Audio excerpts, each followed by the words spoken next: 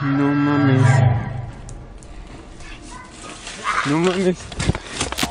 3000 गोले दागने के बाद भी भारत के इस मंदिर में एक भी खरोंच नहीं आई।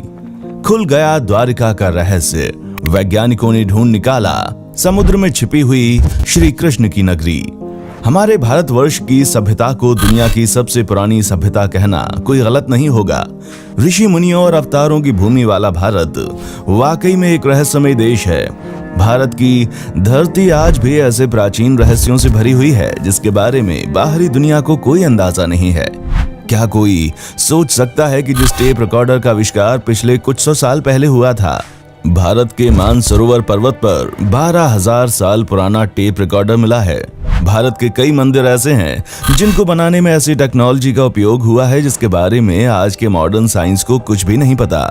आज के मॉडर्न साइंस का इस्तेमाल करके भी वैसी मंदिरों को दोबारा नहीं बनाया जा सकता। और वहीं भारत में एक ऐसा मंदिर भी मौजूद है जिसके अंदर से अब तक 1.5 लाख करोड़ से भी अधिक का खजाना निकाला जा चुका है और अभी भी उसके अंदर इतना अधिक खजाना मौजूद है जिसकी गिनती करना संभव नहीं है। और आज के इस वीडियो में हम आपको भारत में मौजूद ऐसे ही रहस्यों के बारे में बताएंगे जिसके बारे में जानना आपके लिए किसी आश्चर्य से कम नहीं होगा। तो चलते हैं भारतवर्ष के इस अनोखे सफर पर। 12,000 साल पुराना टेप रिकॉर्डर। ये घटना साल 1937 की है जब तिब्बत और चीन के बीच बोकाना पर्वत, जो कभी भारत का क्षेत्र हुआ करता था, वहां की एक गुफा में पत्थर से बने टेप रिकॉर्डर मिले। और वो भी एक दो नहीं बल्कि टोटल 716। जब वैज्ञानिकों ने इन टेप रिकॉर्डर्स पर अध्ययन किया तो उन्हें पता चला कि ये लगभग 12,000 साल से भी अधिक पुराने हैं। ये रिकॉर्डर बड़े आश्चर्य में डालने वाले थे क्योंकि ये रिकॉर्डर ठीक वैसे ही हैं जैसे ग्रामोफोन का रिकॉर्ड होता है। ठीक उसके बीच में एक छेद है और पत्थर पर ग्रूव्स हैं जैसे कि ग्रामोफोन के रिकॉर्डर पर होते हैं। लेकिन शोध करने वाले दुनिया भर के वैज्ञानिक अब तक इस बात का पता नहीं लगा पाए हैं कि उन टेप रिकॉर्डर को प्ले किस मशीन के द्वारा किया जाता है। लेकिन दुनिया भर के वैज्ञानिकों ने शोध के बाद एक बात को साफ कर दिया है कि ये पत्थर के 716 टुकड़े असल में टेप रिकॉर्डर ही हैं।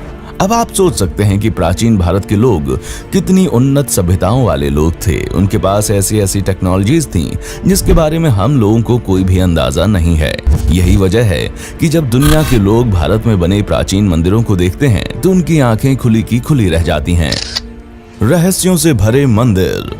भारत को मंदिरों का देश भी कहा जाता है और अगर आपको भारत के मंदिरों को देखना है तो आप दक्षिण भारत में चले जाइए। उन मंदिरों को देखने के बाद आपको यकीन नहीं होगा कि इन मंदिरों को आज से 1,500-2 हजार साल पहले तैयार किया गया है। और उन्हीं रहस्यमयी मंदिरों में से एक है केरल का श्री पद्मनाभम मंदिर।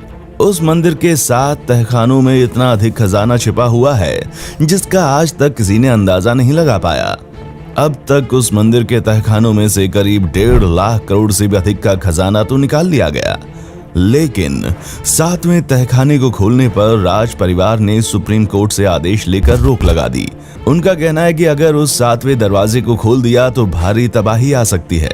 और तो और उस तहखाने के 7वें दरवाजे को खोलने के लिए खास तरीके के मंत्र की जरूरत पड़ती है जिसके बारे में किसी को कुछ भी नहीं पता। वहीं वृंदावन में एक ऐसा मंदिर है जो अपने आप ही खुलता और बंद हो जाता है। कहते हैं कि मंदिर के परिसर में स्थापित रंग महल में भगवान कृष्ण रात में सोने के लिए आते हैं और श्री कृष्ण के लिए हर रोज प्रसाद के तौर पर माखन मिश्री को भी रखा जाता है। सोने के लिए पलंग भी लगाया जाता है। और हैरानी की बात तो यह है कि सुबह जब आप इन बिस्तरों को देखेंगे तो साफ पता चलेगा कि रात में यहाँ कोई जरूर सोया था और प्रसाद भी ग्रहण कर चुका है। इतना ही नहीं, अंधेरा होते ही इस मंदिर के दरवाजे अपने आप बंद हो जाते हैं। इसलिए मंदिर के पुजारी अंधेरा होने से पहले ही मंदिर में पलंग और प्रसाद की व्यवस्था कर देते हैं। लेकिन ऐसा क्यों और कैसे होता है, इसके बारे में किसी को कोई अंदाजा नहीं है। ऐसा कहा जाता है कि इस मंदिर में रात के समय कोई नहीं रहता। इंसान तो छोड़िए, पशु पक्षी भी अंधेरा होते ही वहां से गायब हो जाते हैं।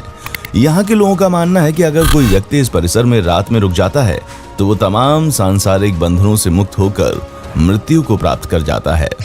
समुद्र के नीचे द्वारिका। कौन नहीं जानता द्वारिका को, एक ऐसा नगर जिसे खुद भगवान श्री कृष्ण ने बसाया था। ये जगह धार्मिक रूप से बहुत ही महत्वपूर्ण है, लेकिन ये जगह उतनी ही रहस्यमयी भी है। कहा जाता है कि कृष्ण जब भौतिक दुनिया को छोड़कर स्वर्गलोक चले गए थे तो उनके यहाँ से जाते ही उनकी बसाई हुई नगरी समुद्र में डूब गई और आज भी यहाँ उस नगरी के अवशेष मौजूद हैं। दुनिया भर के जो भी वैज्ञानिक इस विषय पर शोध करते हैं उन सभी का मानना है कि समुद्र के भीतर मौजूद ये अवशेष महाभारत काल के हैं। काफी समय से जाने माने शोधकर्ताओं ने यहाँ पुराणों में वर्णित द्वारिका के रहस्य का पता लगाने का प्रयास किया, लेकिन वैज्ञानिक तथ्यों पर आधारित कोई भी अध्ययन कार्य अभी तक पूरा नहीं किया गया है। 2005 में भारत सरकार के द्वारा द्वारिका के रहस्यों से पर्दा उठाने के लिए अभियान शुरू किया गया था और इस अभियान में भारतीय नौसेना ने मदद भी की। अभियान के दौरान समुद्र की गहराई में कटे छटे पत्थर मिले और यहाँ से लगभग 200 अन्य नमूने भी एकत्रित कर लिए गए, लेकिन आज तक कोई नहीं जान पाया कि यही वो नगरी है जिसे भगवान श्री कृष्ण ने बसाया था या फिर नहीं। आज भी यहाँ वैज्ञानिक स्कूबा डाइविंग के जरिए समुद्र की गहराइयों में कैद इस रहस्य को सुलझाने में लगे हुए हैं। लेकिन एक बात तो साफ है कि जब रामायण काल का भगवान श्री राम के द्वारा बसाया गया पुल अभी भी मौजूद हो सकता है तो फिर श्री कृष्ण के द्वारा बसाया गया नगर द्वारका क्यों नहीं। अश्वत्थामा। महाभारत का अश्वत्थामा तो आपको याद ही होगा। ऐसा कहा जाता है कि अश्वत्थामा का वजूद आज भी कायम है और वो आज भी पृथ्वी पर इधर उधर भटक रहा है। दरअसल पौराणिक मान्यताओं के अनुसार अपने पिता की मृत्यु का बदला लेने निकले अश्वत्थामा से एक गलती हो गई, जिसके बाद गुस्से में आकर भगवान श्री कृष्ण ने उन्हें युगों युगों तक भटकने का श्राप दे दिया। ऐसा कहा जाता है कि पिछले लगभग 5000 वर्षों से अश्वत्थामा भटक रहे हैं। मध्य प्रदेश के बुरहानपुर शहर से 20 किलोमीटर दूर असीरगढ़ का किला है और कहा जाता है कि इस किले में स्थित शिव मंदिर में अश्वत्थामा आज भी पूजा करने आते हैं। वहां रहने वाले लोग अश्वत्थामा से जुड़ी ढेर सारी कहानियां भी सुनाते हैं। वे बताते हैं कि अश्वत्थामा को जिसने भी देखा उसकी मानसिक स्थिति हमेशा के लिए खराब हो गई। इसके अलावा कहा जाता है कि अश्वत्थामा पूजा से पहले किले में स्थित तालाब में नहाते भी हैं। राजस्थान का रहस्यमय मंदिर। राजस्थान के जैसलमेर के पास भारत और पाकिस्तान का एक बॉर्डर है। जैसलमेर के थार रेगिस्तान में 120 किलोमीटर दूर है तनोट माता का मंदिर। ये मंदिर भारत के सबसे खास मंदिरों में से एक है। ऐसा कहा जाता है कि 1971 के युद्ध के दौरान पाकिस्तानी सेना भारतीय सीमा के 4 किलोमीटर अंदर तक घुस आई। पाकिस्तानी सेना ने इस मंदिर के ऊपर इतने गोले बरसाए कि उस वक्त उनकी गिनती कर पाना मुश्किल था, लेकिन एक भी गोला मंदिर का कुछ नहीं बिगाड़ पाया। लड़ाई के दौरान पाकिस्तान की तरफ से गिराए गए करीब 3000 से भी अधिक बम इस मंदिर में खरोंच तक नहीं ला सके। वहीं मंदिर के परिसर में गिरे 450 बम तो रहस्यमय तरीके से फटे ही नहीं। बीएसएफ के जवानों और स्थानीय लोगों का मानना है कि उस युद्ध में तनोट माता की कृपा ने ही भारत को जीत दिलाई थी। इस कारण बीएसएफ के जवानों और दूसरे श्रद्धालुओं के बीच इस मंदिर की काफी मान्यता है। मंदिर के अंदर ही एक संग्रहालय भी है जिसमें पाकिस्तान के द्वारा बरसाए गए वे गोले आज तक रखे हुए हैं और सबसे अच्छी बात तो यह है कि इस मंदिर का पुजारी भी एक सैनिक ही है। ये मंदिर भारत के लोगों के साथ साथ पाकिस्तानी सेना के फौजियों के लिए भी आस्था का केंद्र रहा है, क्योंकि जब वो लोग इस मंदिर पर गोले बरसा रहे थे तो पाकिस्तानी सेना भी हैरान थी कि आखिर इस मंदिर में ऐसी कौन सी ताकत है। अनोखा तपस्वी। सिर्फ अनोखे रहस्य ही नहीं बल्कि हमारे भारत में रहस्यमय ताकतों वाले तपस्वी भी मौजूद हैं। अहमदाबाद से 200 किलोमीटर दूर अंबाजी गांव में चुनरीवाला माताजी नाम से मशहूर एक कमजोर बुजुर्ग तपस्वी रहते हैं। इनका असली नाम प्रहलाद जानी है और इनकी उम्र 11 साल थी। तभी से वे अपनी देवी अम्बा के भक्त बन गए और सबसे हैरानी की बात तो यह है कि वो साल 1940 से अब तक उन्होंने कुछ भी खाया पिया नहीं है और बिना कुछ खाए पिए ही वो लगातार देवी की साधना कर रहे हैं। वे कहते हैं कि देवी ने उन्हें आशीर्वाद देकर अमृत दिया है जिसे वो तालू के छेद से शरीर में पहुंचाते रहते हैं। दुनिया भर के लोगों को लगता था कि प्रहलाद नाम का ये भक्त लोगों को बेवकूफ बना रहा है। वो जरूर कुछ न कुछ खाता पीता रहता होगा, क्योंकि इतने वक्त तक बिना कुछ खाए जिंदा रहना असंभव है। यही वजह है कि साल 2003 में 21 लोगों की अंतर्राष्ट्रीय मेडिकल रिसर्च टीम ने इस योगी पर वीडियो द्वारा नजर रखी, पर कुछ भी निष्कर्ष नहीं निकला।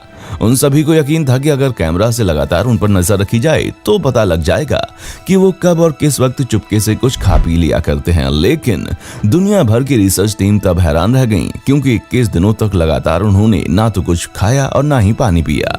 तो दोस्तों, आपने देखा कि भारतवर्ष के बारे में हम जितना जानते हैं, भारतवर्ष के बारे में इतिहास में जितना बताया जाता है वो तो कुछ भी नहीं है। क्योंकि अगर हमारे इतिहास को ठीक से बताया जाए और हमारे इतिहास को ठीक से समझाया जाए तो प्राचीन भारत से बेहतरीन दुनिया का कोई भी इतिहास नहीं हो सकता। दोस्तों, ये वीडियो आपको कैसी लगी? प्राचीन भारत के इतिहास को लेकर आप क्या सोचते हैं? अपनी राय हमें कमेंट सेक्शन में आकर जरूर बताएं। वीडियो अच्छी लगी है तो लाइक कीजिए और हमारे चैनल को सब्सक्राइब करके बेल आइकन को ऑन जरूर कर दें, क्योंकि द अर्थ एडवेंचर हिंदी की टीम आपके लिए हर रोज ही ऐसी इंटरेस्टिंग वीडियोस लाती रहती है। देखने के लिए शुक्रिया।